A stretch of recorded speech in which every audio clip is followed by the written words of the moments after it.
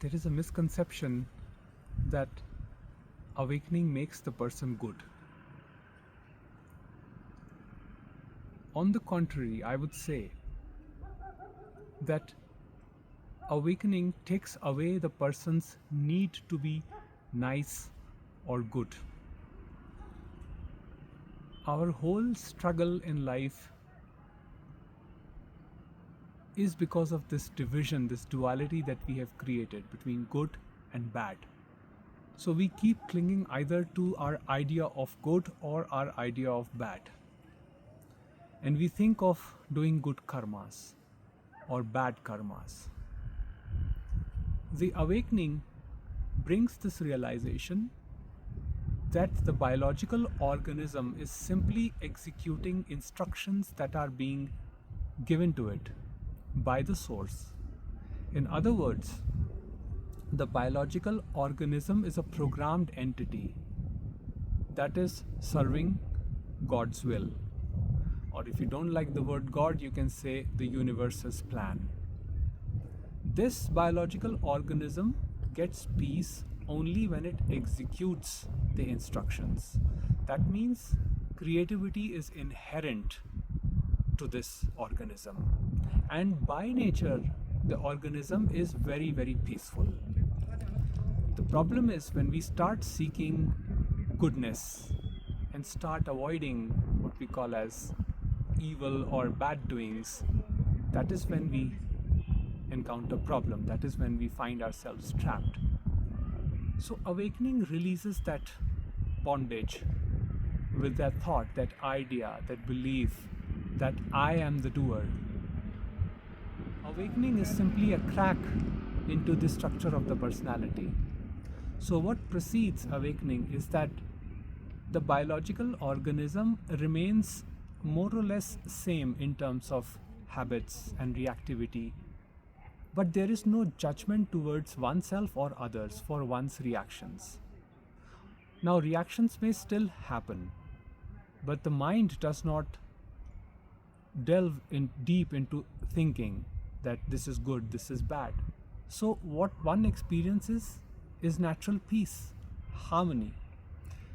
So the separation, when this separation between good and evil gets cut off, there is actually no one that is doing anything, that is trying to achieve anything, that is trying to be either good or avoiding trying to be bad. So this whole journey comes to an end. Only up till the time the mind is caught up in the idea that I must be a nice person, I must not offend people, I must conform.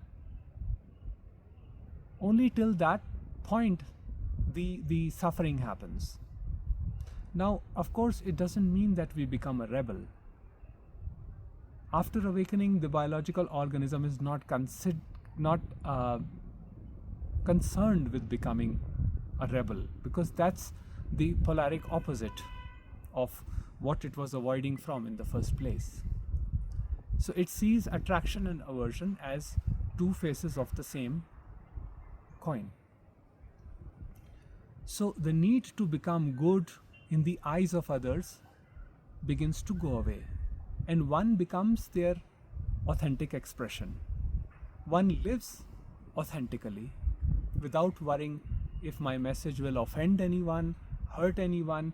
Of course, everything that we say or do is going to hurt someone or the other. But,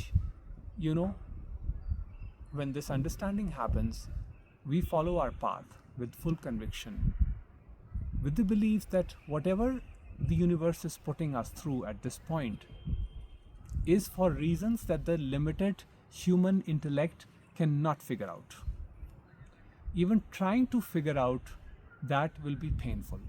So what one does is complete surrender to the universe's plan, and with the complete belief that whatever universe will decide will be the best for this organism.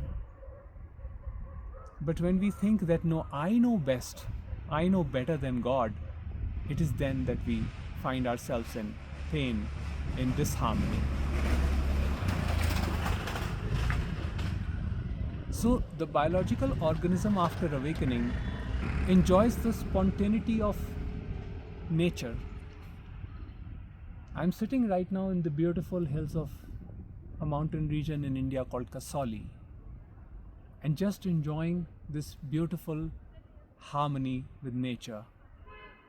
The sounds, the birds, everything is in perfect synchronization. Everything is whole, everything is complete, everything is perfect the way it is. There is nothing to change, either externally or internally.